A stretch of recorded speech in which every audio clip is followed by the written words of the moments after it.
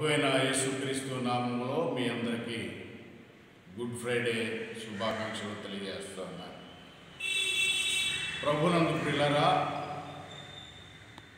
ప్రభు అయినటువంటి యేసుక్రీస్తు యావత్ మానవాళిని రక్షించడానికి ఈ లోకానికి వచ్చి కల్వరి శిలువలో చివరగా పలికినటువంటి 7 ప్రశస్తమైనటువంటి మాటలు ఈ శుక్రవారం దినాన మనం ధ్యానం చేద్దాం.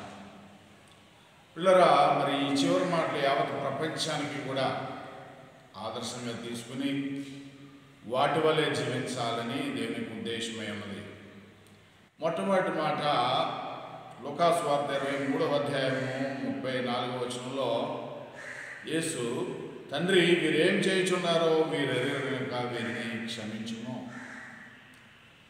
ఆయనను అపహాసం చేస్తూ ఉన్నారు, ఆయన కొడతా ఉన్నారు,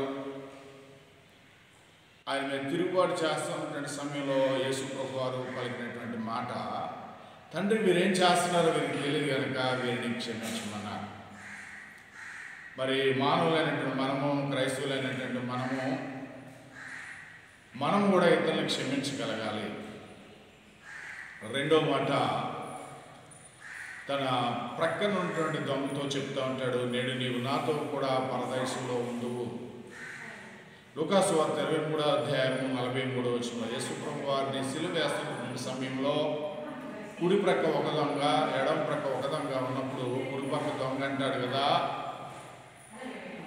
నువ్వు నిజమైన దేవుడు అయితే నీవు రక్షించుకుని నన్ను కూడా రక్షించుకుని చెప్పినప్పుడు ఆ పక్కన ఉన్నటువంటి ఎడమ పక్కన దొంగ అంటాడు, మనం పాపం చేసాం, మనం తప్పు చేసాం, మన శిక్ష అనుభవిస్తా ఉన్నాం, ఆయనలో ఏ పాపం లేదు అని అన్నప్పుడు, తండ్రి నీ రాజ్యంలో నన్ను జ్ఞాపకం చేసుకో అని చెప్పినప్పుడు ప్రభు అయినటువంటి యేసుక్రీస్తు చెప్పినటువంటి మాట ఏంటంటే, నేడు నీవు నాతో కూడా పరదేశంలో ఉండువు.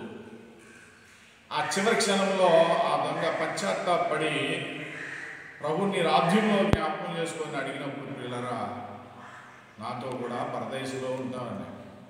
ఈ లోకంలో మానవుడు ఎంత పాపి అయినా సరే చివరి క్షణంలోనైనా సరే యేసు ప్రభుని సొంత రక్షకుడిగా నువ్వు అంగీకరించినట్లయితే, దేవా నేను పాపిని నువ్వు ఒప్పుకున్నట్లయితే దేవుడు తన పరలోక రాజ్యంలోనికి నిన్ను చేర్చుకుంటాడు, నీ పాపము క్షమించి. మూడవదిగా ప్రభు అయిన యేసుక్రీస్తు వారు, అమ్మా ఇదిగో నీ కుమారుడని తన శిష్యునికి అప్పగిస్తున్నాడు. ఈ లోకంలో మానవ